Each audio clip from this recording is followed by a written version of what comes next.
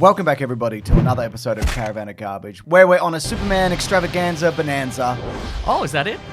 Yep. The Superman extravaganza bonanza. Okay, I like it. So we're looking at three distinct eras of Superman on television, and I love the way they reflect the times. Yes. You know, the 50s episodes were kind of serialized, the way that things were, and this one, Lois and Clark, The New Adventures of Superman, it's got that soap opera kind of quasi-sci-fi element, which was everything in the 90s. Ally McBeal. Sliders. We watched a smorgasbord of these episodes. We certainly did. And you selected for extravaganza bonanza potential, I can only assume. When this came out... You left a like Yes. on your television screen, like people leave a like on this video? That's right, I left a like back in the day. Great, thank you. You just give a thumbs up to your TV back in the 90s. But I would tape these off the TV. This was illegally. I can admit that now. The statute of limitations is gone from That taping was illegal? this. Yeah. Up until this point, I was under the impression that I had watched every episode of this, but I don't remember any of these. Dude, this was a long time ago. This started in 1993. That's true, yeah. Went for 4 seasons. And also, it's old school television, so it was 22 episodes a season,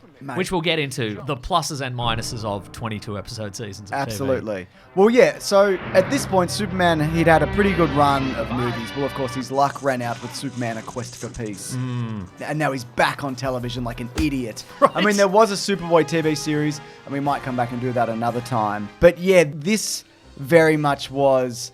I don't want to say that he became a B-list character, but he fell far enough where you could afford to put him on TV. He's not Batman. He's never been Batman. No. Well, see, at one point he was bigger than Batman, but that was before Batman was invented. So 38 to like 39, you know. I reckon when he died, he was pretty big. And we're actually going to talk about how that ties into this show. But I would say, you know, the mid-80s, Superman got kind of a resurgence in comic books because he got rebooted after Crisis on Infinite Earths, one of your favourite comic book sagas. Don't like it. And so this is based, I would say, fairly heavily on like the John Byrne reinterpretation of this. His parents are alive again. He's more Clark than he is Superman. Or, you know, the idea that Clark is the real guy and Superman is the persona he adopts kind of thing, which, you know, they flip-flop. They go back and forth over the years. You can do whatever.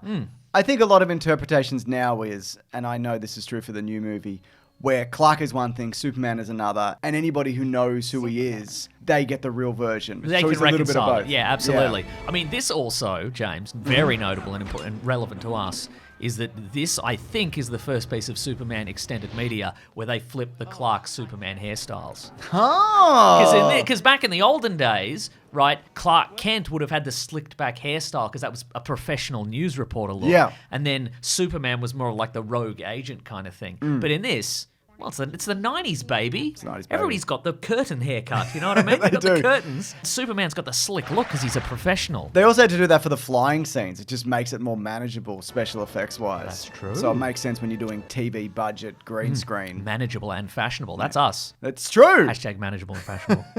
So this, I think, is the first bemulleted version of Clark Kent. He's a little bit mulleted, isn't he? Again, this is pre-Death of Superman. And he is more confident than what we'd seen of Clark Kent. And apparently that's because he based his Clark Kent on George Reeves's version, but he's Superman on Christopher Reeves. Interesting. So that makes sense to me, yeah. I mean, he just shows up in Metropolis and he's like, I'm going to hit on everybody at this workplace, quite frankly. There's also no reason why he's wearing glasses. They don't really explain it. But he is even wearing them when he's alone. You know Yeah, what I mean? that- Well, I mean, the reason is he has to take them off at the end of the pilot when he puts the Superman suit on. Oh, I get it, Mason. Do you? I think you get it now that I've explained it to you. That's probably true. So apparently Dean Cain was the first actor who auditioned, and he was dismissed initially for being more of a Superboy than a Superman, even though he was 27.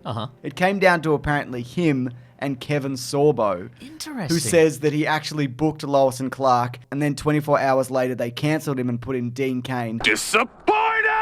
But Sorbo and Cain luckily appeared in the movie God's Not Dead in 2014. So they've built bridges. They've built bridges, they've made reconciled, amends. that's perfect. TV's Hercules and TV's Superman coming together, big handshake. That's great. Big Hercules handshake where you grab the forearms. Remember they used to do that? I bet somebody's made an AI picture of that. Us? No, we're not going to do that. We're not going to wipe out a rainforest for that. But if we found one, here it is. If not, just imagine it. Remember Imaginations? You remember those? No. Yeah. I can't even think about it. Right. So you told me this just before we started recording, and we had to confirm it, that obviously Lois is in the title and the lead star of this series to a degree. That This was initially going to be called Lois Lane or Lois Lane's Daily Planet. So Deborah Joy Levine, producer, she apparently pushed for this. Okay, but come on, put Superman in the title. What are you doing? Well, they did. They did. This is a very canny move, I think, because you've got the Superman stuff for the boys. You've got the romance for the boys. Admit it, the boys. You love the romance. We love Admit it. It's true. It's good fun. Well, I think they've got excellent chemistry. I think those so too. two. Do you remember them just being on the cover of things together all the time? Absolutely. She's holding onto his tie. Mm-hmm. He's standing there. He's got the soup. He's got the shirt open. She's wrapped in his cape. Remember that one? That's great stuff. So apparently Terry Hatcher was the first choice, but her hair was too long. So she went home, cut off her ponytail, and came back in, and they were just like, great. Okay. I wouldn't even think of that. Yeah, that's crazy. Wait a second, women can have shorter hair? God, then you can do anything in the 90s. You can do absolutely anything. So the episodes we looked at were the pilot, an episode called Fly Hard, which is like a Die Hard homage spin-off. With some extra stuff just thrown in because you could. You could. In the 90s. I said spin-off. It's not a spin-off. It's just loosely based on Die Hard. That's right. It's not an official spin-off. No. Some episodes around a villain called Tempest, who's from the future, and the finale. Yes. Where they wrapped everything up, but not really. That's right. They wrapped almost nothing up, James. Yeah. They had a big cliffhanger right at the end. It was never resolved. Well, I know the resolution, and we can talk about it at the end. What I would say about this show, again, it is post the Batman animated series. Yeah. And so it has sort of, I think perhaps by coincidence more than anything, it has adopted, initially at first in the pilot, that kind of aesthetic where it could be any era. Yeah, like it's sort of the 50s, like the cabs are kind of old and like a lot of the old buses. Facades on the buildings are quite old, I think. I think it did sort of switch to just the modern day. I mean, it's cheaper. In watching a few of these, a lot of people were reminding us it was the 90s. It's the 90s. Just go with it. It's the 90s. I've got short hair now, etc. Yeah. Also, this credits Joe Shuster and Jerry Siegel at the start. It does, that's something. This would have been immediately post one of their family's lawsuits, I guess. Probably. Because you can see DC rubbing their hands together like any second we can. We're going to whip these names right off this. And then we wait for the next lawsuit, as is tradition. Absolutely. So with the pilot, as you mentioned, it is Clark Kent arriving at Metropolis. He's not Superman yet. He's doing little deeds to help people. But he's keeping a low profile. He doesn't really know what to do with himself. He's also pretty insufferable because he's traveled the world and he likes to tell people about That's so true, isn't it? I would say as well, though, the pilot does start off not with Clark Kent, but with the Daily Planet staff for quite a long time. Yeah, that's true, actually. And look, in with the benefit of hindsight, well, yeah, obviously, it's about the staff of the Daily Planet. It's an ensemble. Just as much. The ones who they remember to bring back. That's exactly right. But, in watching this, I'm like, what are they going to do the Superman stuff? Boring. Journalism, boring. Takes a while. Well, they put a lot of money into it also, so it was shot on 35mm film. The Daily Planet globe at the front of the building cost $15,000. There's a lot of pretty impressive special effects, especially in the first episode. There's a moment where he floats up and fixes a light globe. Yeah. And that was done with a board under him, which they then digitally erased. They do the Inception room. The revolving room. I think of that as the Penn and Teller room. Oh. I don't know if Penn and Teller actually use it, but it's the one where they... Are they credited in this at the start? Not at all. They hadn't done a lawsuit yet. For people who don't know, I mean, here it is. Here's various examples on screen, but it's you get a square room, you put it on a kind of a rotating gimbal situation, and you have the camera locked in. Yep. That rotates with it, and then you have the person sort of walk around, and it looks like they're walking up walls and stuff like that. I think that's a bit of fun. That's a bit of old school filmmaking, which I quite like. Yeah, the first episode, the pilot, certainly really kind of sort of emphasizes the magic element of Superman. I think like sort of a Christopher Reeve homage. There's a moment where like he gives a homeless man $1 while floating up in the air, and the music's very like doodly doodly doodly. Yeah. You know, it's kind of like it's a bit of fun. What a bit of Peter Pan magic. You know what I mean? And I would say the flying, as in the green screen, it's okay. There's also a really fun moment where he's choosing his costume. Is it fun? It's fun, and he goes through a montage, and I just think full credit to everybody involved in this where they didn't try to reinvent the Superman costume to make it cool. They leaned into the hokiness of it. And he feels a little bit exposed, you know? Yeah, okay. Yeah. But you like that scene, but do you like the costume? I think it works for the era. I don't like it compared to, say, more modern interpretations because it's very slick and the S is a little... When you go with like an S that looks like this, it just kind of looks like an iron-on transfer. What I think is interesting, though, about this version is that the Superman suit isn't based on anything. Like, in the universe, it's not based on anything. Yeah. Like, it's not like he had a red and blue blanket in his... No, he had a blue blanket. Yeah. So and an S. He had the S, too. He did have the S, I guess that's true. But, like, Ma Kent's just gone wild. She's just gone buck wild with this design. She's just like, yeah, whatever. And then in the justification for, like, well, why isn't he wearing a mask? He's just like, people won't recognize me. And they're like, I guess so. All right. Except when they go into that alternate dimension and everybody recognizes him straight away. Yeah. But that's a story for another time in this video. That's right. But anyway, also comic book magic. It's fine. Yeah, it doesn't matter. You can do whatever version of people don't recognize him you like. No one's looking at his face because he's got the costume. He vibrates his face so people can't see it. Sometimes the glasses do a thing. Hypnotism. You could do the thing where Lex Luthor can't imagine that a Superman would have a mundane identity. You know, whatever. It's fine. It's comic books. It's fine. It's comic books and it's fine. It's fine. Also, the line in this, my mother made it for me, Yeah. when he gets complimented on his suit. I never realized that that's from this, because that's famously in Superman for All Seasons and more recently in Superman and Lois. That's right, yeah. It's a fun line, and is I a just fun didn't line. know it was from here. Yeah. That's great. Supporting cast, obviously, John Shea is Lex Luthor. Yep. Prominent in the first season, but I think you mentioned he's sort of mostly left after the first. Yeah. So the kind of soap opera element of this is that he is in a relationship with Lois Lane over the first season, and they're going to get married, and then it turns out that he's Lex Luthor. Yeah. Should have known. Oh, that famous villain from the comic strip. All right.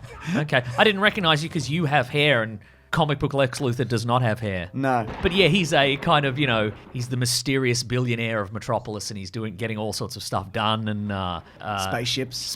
Well, I wanted to talk about that, the Superman's debut as well. But there's a moment in this where he's had a successful kind of society, soiree or whatever, and he's just in his one of his drawing rooms, and he's sort of lounging by his fireplace. He's smoking a cigar, and then like a snake comes in. Yeah. The snake comes in, and like it's gonna strike him. It's gonna snake him. Is this some sort of corporate rival? He's brought a snake in to kill Lex Luthor, and Lex just turns around with tears in his eyes, and he just stares it down for a bit, and then I guess he successfully charms the snake, and then his snake handler emerges and is like, "Is there anything else, sir, for the evening?" And he's like, "That's fine. I just charmed the snake.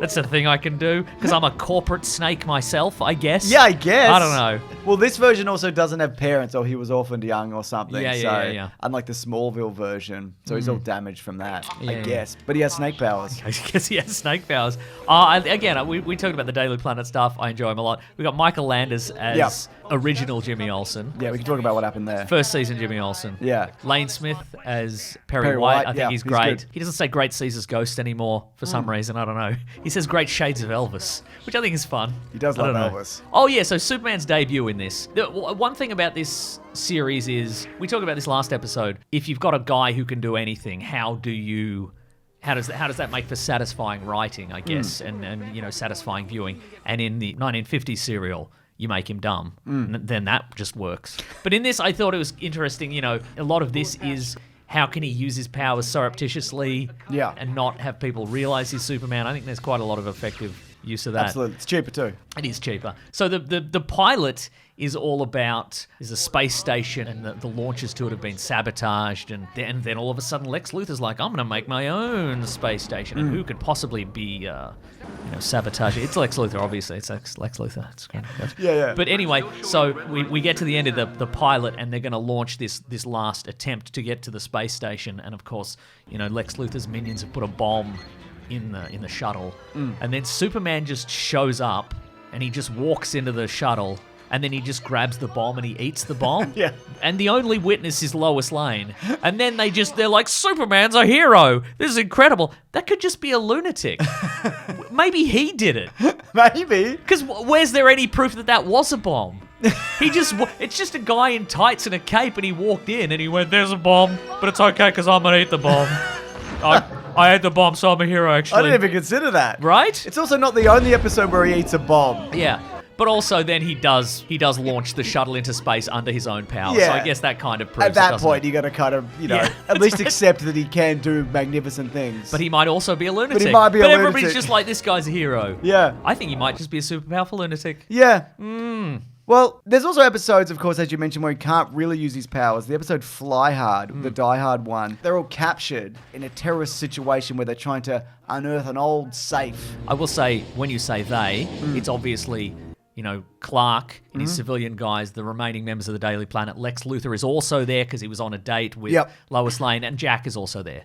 Jack, famously, because we watched the first episode, then we watched episode 20 of season 1, and in between, Clark has seemingly adopted some street tough youth named Jack with an earring, and he's just trying to teach him the ways of the world or something like that. It's weird because it's like Jimmy Olsen has a Jimmy Olsen. Yeah. Right? Anyway, he's in this episode, and then he doesn't come back for any subsequent seasons. No. We looked into it for no reason. He's just not in the next ones. That's what happens. Cat Grant, the same. That actor disappears as well. But yeah, you mentioned this one. This episode is really interesting because it is, like you said, it's the Die Hard episode. A bunch of gun-toting armed robbers show up at the Daily Planet after hours, just blazing away with their machine guns, expecting nobody to be there, of course, and they take all the Daily Planet staff hostage, and they've been told that there is some hidden treasure. Ooh. And their leader, Tuvok, from Star Trek Deep Space Nine, he's there, and they've got to look into the Daily Planet's distant past of the 20s or the 30s or the whatever. Right? Whatever. And what's fun about this episode and about TV shows in the 90s generally is that they've not just done the Die Hard, they've also just added an additional novelty just because they can. So there's scenes that are set back in the I think the 20s where we see, a mobster who's buried his treasure in the place where the Daily Planet would one day be.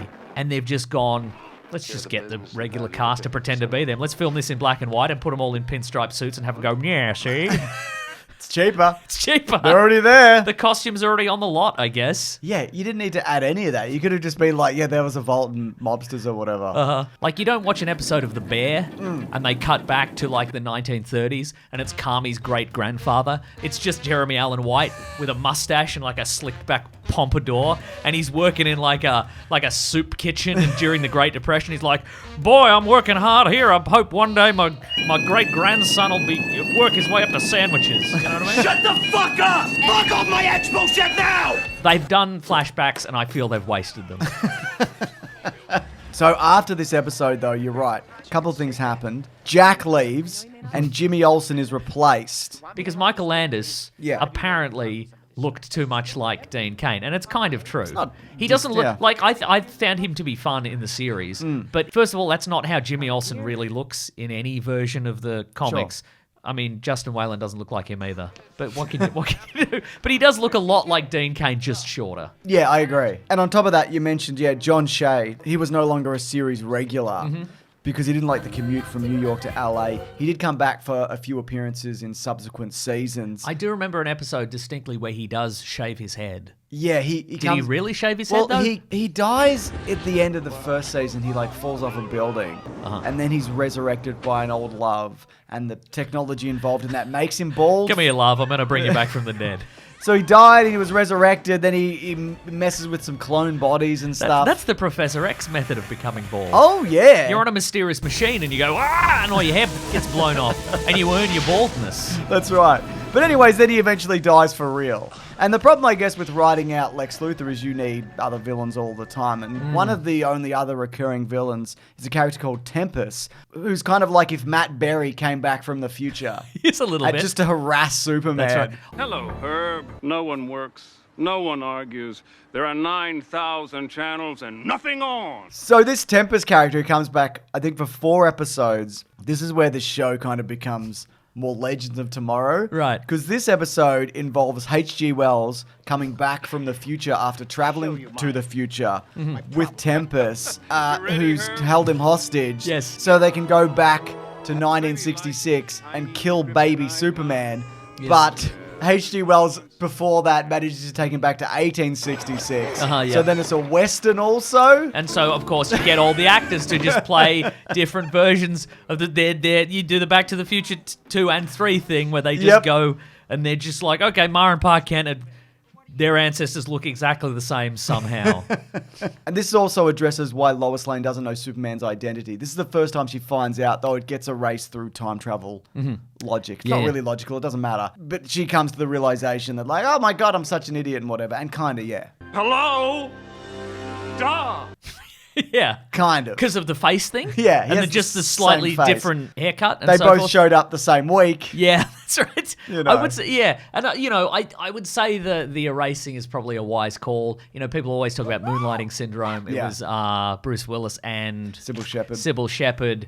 And they were in a TV series together, and it was kind of will they, won't they, and then they did, and then viewership, dropped off a cliff. Yeah. Legendarily, you can't have the main characters get together, except in a world with time travel and memory erasing kisses and all sorts. So you could do it every week. Absolutely. You know? Well, they did eventually get married. That's true. Right. So you would have remembered this at the time, but Lois and Clark were planned to be married in the comics. So they thought, well, let's make this correspond with the series Yes. as well. Mm-hmm. So the comic book writers needed a story to kind of tide them over until that happened. Stall. And they ended up doing the death of Superman. That's right. I mean, that That's also. pretty wild. I mean, that also coincided with they got to bump those numbers up. You know what I mean? Absolutely, yeah. So do a stunt, Yeah, do a stunt. and that worked really well. And the comic book industry has sort of survived on stunts ever since. Yeah, and some people say that them getting together and getting married was kind of the death of this series, but it kind of was petering out. Right. At the height of its popularity, it would average about 50 million views per episode. 50 million. 15 million. 15 million, still big. Still big. a lot. Well, some of them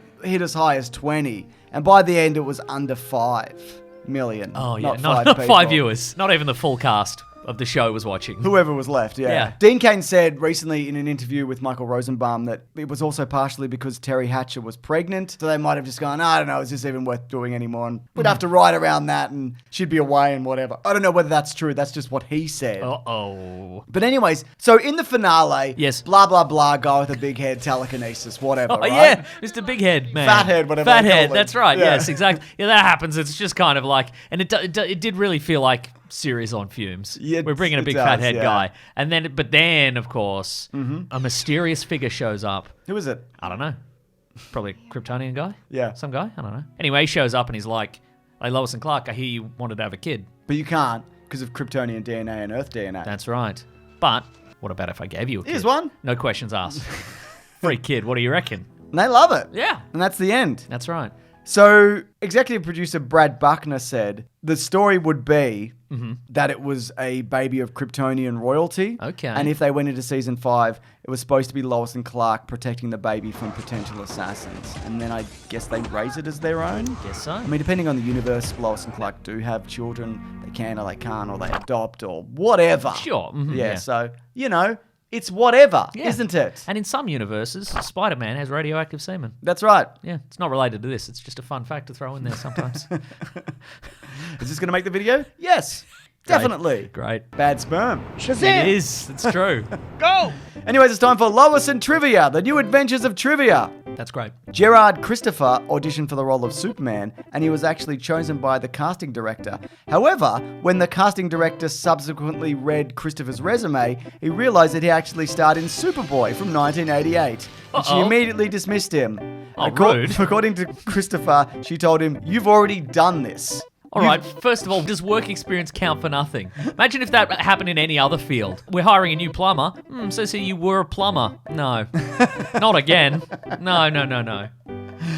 Phyllis Coates, who played Lois's mother Ellen in The House of Luther, 1994, previously played Lois Lane in Superman and the Mole Men and the first season of The Adventures of Superman. Oh, yeah. You remember. Both Frank Gorsham and Adam West from Batman 66 portrayed characters on this show. That's right. They also apparently went to that orgy or something, remember? You know that story of them going to an orgy and they didn't break character? I don't know this. I've only seen it on Twitter. Maybe it's not real. Maybe somebody made it up and, it's a bit of fun. Seems real. Yeah. Seems real to me. Batman is also referenced 4 times during this series run. That's right. Which means that I guess he's out there. And Dean Cain and Terry Hatcher both appeared in Supergirl 2015, where Cain portrayed Jeremiah Danvers, the adoptive father of Kara Zor-El, and Hatcher played the mother of Mon-El. They, of course, both also cameoed in Smallville as different characters. That's right. One was villain of the week and the other one was whatever. Anyways. Anyway, we're talking Smallville next week. Very we're excited. going to be talking about it, Mason. That's right. But in terms of the future of this series, what's interesting There about... isn't any. There Because isn't, it's 2025 at time of recording. It hasn't come back. But what is interesting is that, first of all, Dean Cain and Terry Hatcher, they mentioned that they wanted a revival in 2018. Okay. Hasn't happened as of yet. I also feel that Superman and Lois is kind of like the spiritual sequel to this, because that's the Lois and Clark have a family and settle down kind of series. That's right. Settle down. That was the slogan for the TV series. It was on all the posters. Also, interestingly, this universe doesn't have a number. Oh, in terms of the infinite multiverse. It's not assigned Earth, whatever, you know? Okay, So, alright. yeah, someone should fix that. Not me, but someone. James Gunn? James Gunn, fix that. Get on Threads or whatever you do and fix this, please. That's right. If you're not too busy. He seems kind of busy. If you're not too busy, I said. Okay, all right. To come up with a random number Yeah. that hasn't already been taken. Yeah, man. Wow. Or even, what you could do, take a number that's already been taken, and then everybody gets mad. Just say this is Earth 1. We fixed it. Yeah. Anyways, if you want to come back next week to hear us talk about a bunch of Smallville stuff. Oh my God, Mason, I've got so much stuff to say. We actually did do a video on one particular episode of Smallville. It's the one with Alan Richardson in it. That's right, it's sort of the Justice League, that one. That's right, it's sort of the Justice League. If the Justice League just wore hoodies, just walked around with hoodies on. Yeah. And they're like, I'm real special under this hoodie. Can't show you though. I'm Cyborg, but I got a hoodie on. He's hard to do on TV. Don't do it then. Put a hoodie on him. Oh, great point. You can actually see that early at bigsandwich.co, but that's not the only thing that goes up there. We also do video game Let's Plays. We do bonus podcasts. We do movie commentaries. So true. We also have a podcast called The Weekly Planet where we talk movies and comics and TV shows. That comes out there every Sunday as opposed to Monday, where you can find it on its own YouTube channel, Spotify, Apple. We're, of course, going to have an episode on the upcoming Superman 2025 just called Superman. That's right. All right, everybody. We'll see you on the next one. Grab that gem, you guys. We'll see you next week. Up, and let's go. Let's go. Hope this Superman movie's good. I don't know what I'm going to do if it's not Mason. Something drastic? Something drastic. That's terrific. It's not going to be good. No one's going to like it.